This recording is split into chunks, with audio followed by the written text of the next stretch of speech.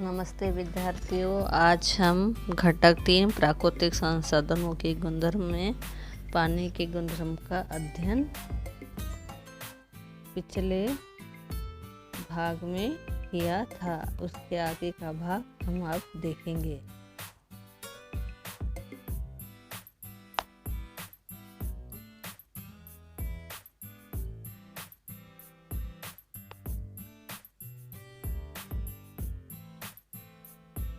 अब हम त्रुटि करेंगे।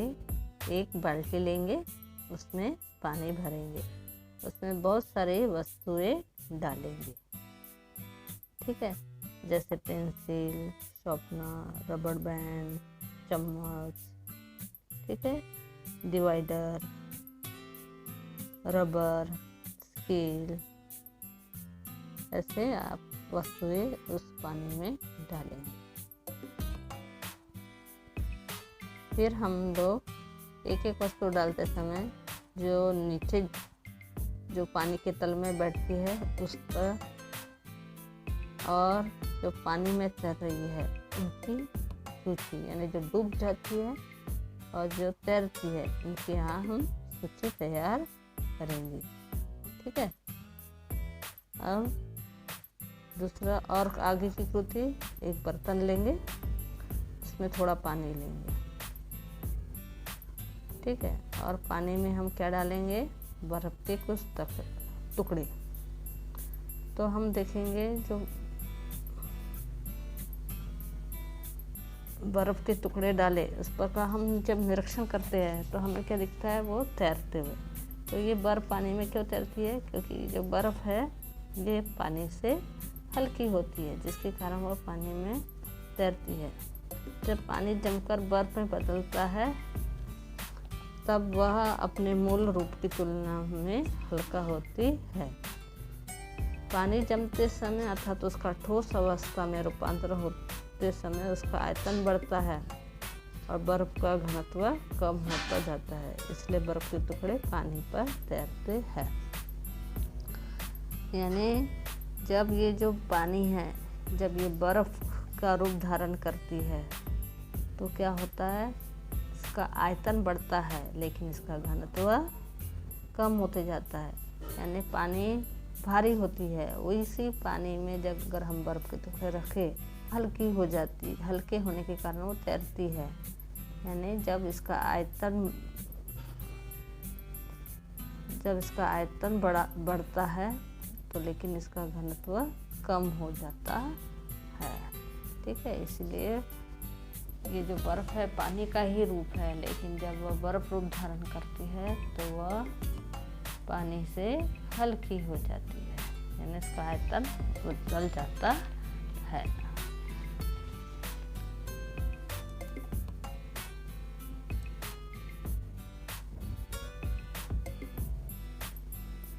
अब हम देखेंगे पानी का घनत्व। पदार्थ के आयतन तथा द्रव्यमान में संबंध। आयतन और द्रव्यमान में क्या संबंध है वो हम देखने वाले हैं। किसी वस्तु द्वारा घेरी गई जगह को आयतन कहते हैं। आयतन यानी आकार, और वह कितनी जगह घेरती है उस जगह को क्या कहते हैं? आयतन कहते हैं। किसी पदार्थ में समाविष्ट द्रव्य की मात्रा को द्रव्यमान कहते हैं। ठीक है, जिस आकार में ये जो आकार हो गया आयतन, और द्रव्यमान यानी एक प्रकार का द्रव्य की मात्रा। ठीक है, किसी पदार्थ में समाविष्ट द्रव्य की मात्रा को द्रव्यमान कहते हैं, यानी एक प्रकार के वजन का सूत्र किस प्रकार तैयार हुआ? देखो, घनत्व का सूत्र घनत्व बराबर द्रव्यमान बटे आयतन। द्रव्यमान को ग्राम तथा आयतन को घन सेमी से नापते हैं।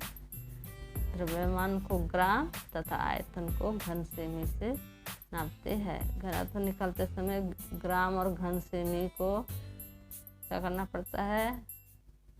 भाग देना पड़ता है। ठीक है, इसलिए घनत्व की इकाई जो है वह ग्राम प्रति घन सेमी में माना जाता है। 1 लीटर पानी का द्रव्यमान 1 किलोग्राम है तो पानी का घनत्व कितना होगा। एक यहाँ पे उदाहरण दिया गया है। 1 लीटर पानी का द्रव्यमान कितना है, 1 किलोग्राम।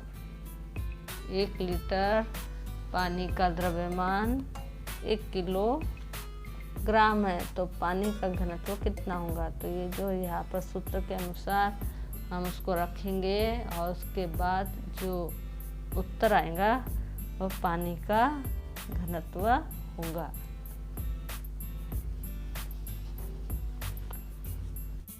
पानी के घनत्व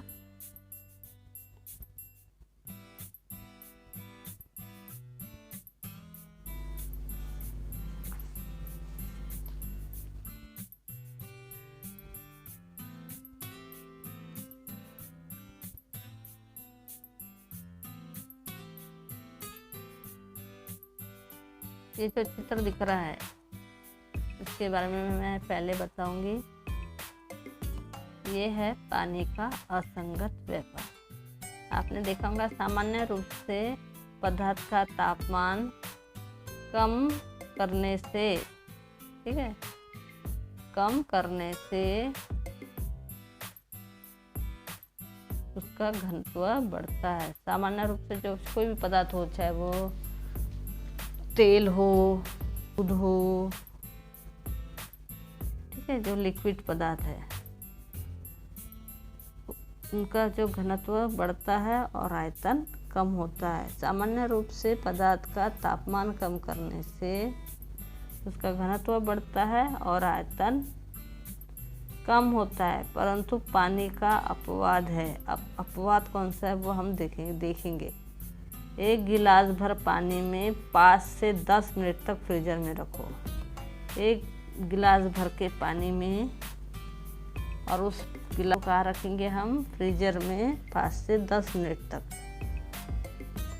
उसके बाद वह गिलास निकालेंगे और सावधानी पूर्वक निरीक्षण करेंगे। पानी के जमने की शुरुआत कहीं तक कौन सी दिशा में हुई, यह हमें ज्ञात होता है। पानी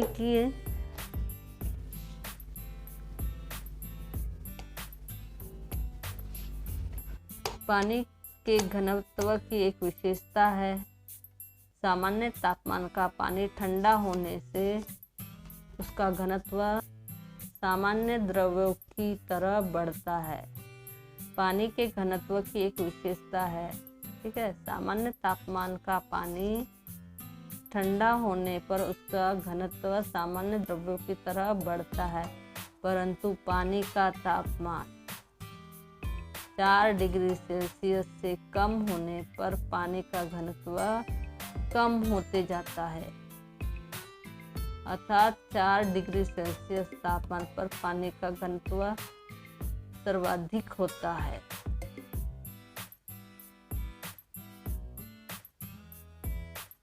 और 4 डिग्री सेल्सियस के पानी का तापमान कम करने पर उसका घनत्व कम होकर आयतन बढ़ता है। अतः 4 डिग्री सेल्सियस के नीचे तापमान जाने पर पानी में प्रसरण होता है, जिसे ही जल का असंगत व्यवहार कहते हैं।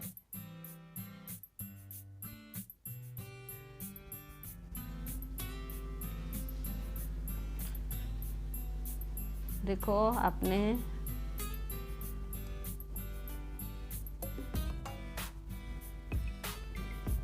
देखो ये चित्र में ये जो 4 डिग्री सेल्सियस है, सभी पदार्थ कैसा है, जैसे वह ठोस रूप धारण करते हैं पदार्थ, द्रव्य पदार्थ जब वह ठोस रूप धारण करते हैं तो उनका क्या होता है, आयतन बढ़ता है, ठीक है, और घनत्व भी बढ़ता है। लेकिन पानी कैसा है, अपवाद है। पानी का तापमान 4 डिग्री सेल्सियस में कम होने पर पानी का घनत्व कम होता जाता है, अर्थात तापमान पर पानी का घनत्व सर्वाधिक होता है। 4 डिग्री सेल्सियस के पानी का तापमान कम करने पर अर्थात घनत्व कम होकर आयतन बढ़ता है, अतः 4 डिग्री के नीचे का तापमान जाने पर पानी में प्रसरण होता है। इसे ही जल का असंगत व्यवहार कहते हैं।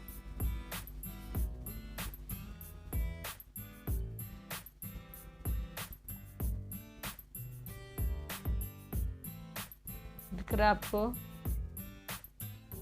4 डिग्री आने पर फिर वह कम कम होता है।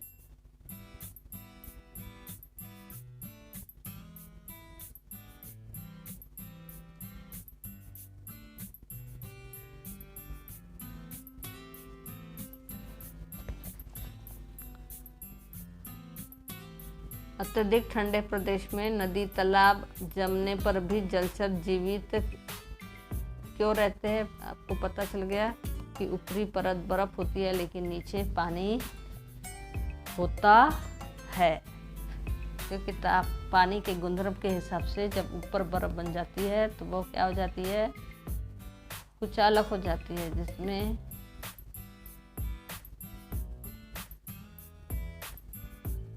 क्या होता है, नीचे जमीन में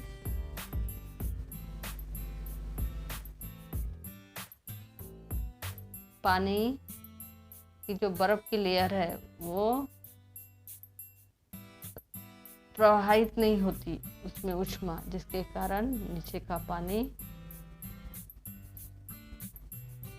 बना रहता है और ऊपर बर्फ बन जाती है। आदि के कारण संपूर्ण बर्फ क्षेत्र बर्फ नहीं जम पाता है और इसी के कारण जो जलचर प्राणी है वो पानी में जीवित रहती है। अब हम रोटी करेंगे। 2 बड़े गिलास लेंगे, उसमें पानी डालेंगे, 1 गिलास में 4-5 चम्मच नमक डालेंगे और उसको पूरे तरह से क्या कर देंगे, घोल लेंगे। अब दूसरे गिलास में पानी में एक आलू डाल लो। आलू पानी में डूबने लगता है, आलू गिलास से बाहर निकालेंगे और नमक के पानी में डालेंगे।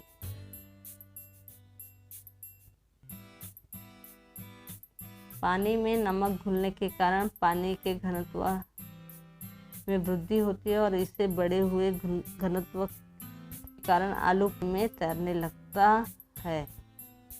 कुएं तालाब के पानी में तैरने की अपेक्षा में तैरना आसान क्यों होता है? क्योंकि समुद्र का पानी क्षारीय होता है। क्षारीय होने के कारण क्या होता है, उसका जो है घनत्व बहुत अधिक होता है। ठीक है,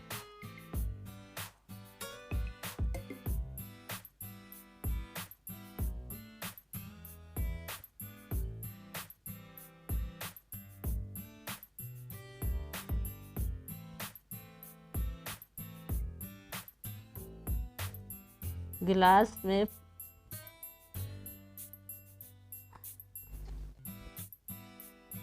पानी में नमक घुलने के कारण पानी के घनत्व में वृद्धि होती है और इसी बढ़े हुए घनत्व के कारण आलू पानी में तैरने लगता है। कुएं तालाब के पानी में तैरने की हमेशा समुद्र में पानी तैरना इसी के कारण आसान हो जाता है।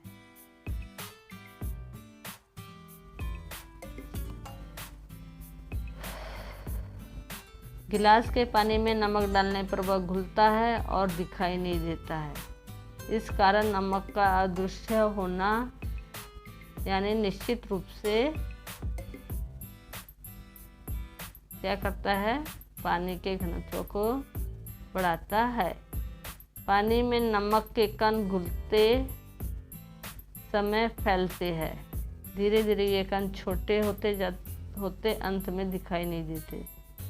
इसका मतलब है वे पूर्णतः पानी में मिश्रित होते हैं, जिसे ही घुलना कहते हैं।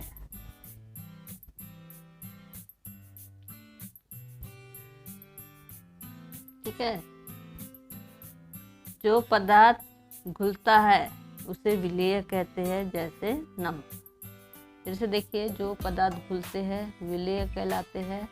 और नमक उदाहरण, जिस पदार्थ में विलेय घुलता है उसको विलायक कहते हैं, जैसे पानी।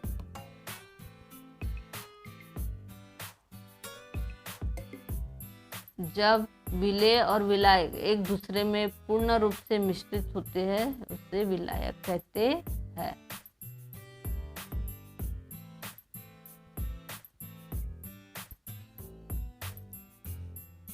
गुणधर्मों के आधार में पानी के उपयोग।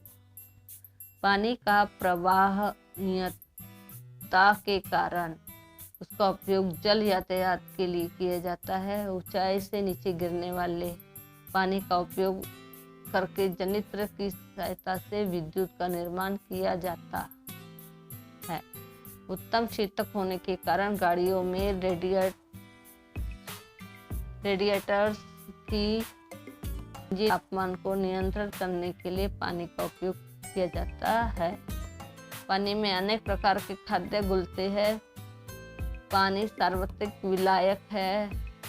विलायक के रूप में पानी का उपयोग कारखानों, प्रयोगशालाओं, भोज्य पदार्थों, शरीर में होने वाले पाचक क्रियाओं, उत्सर्जन आदि प्रकार की प्रक्रियाओं में होता है।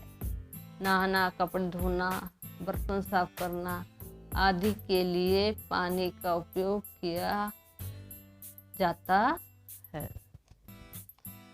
आगे के वीडियो में हम अध्ययन करेंगे।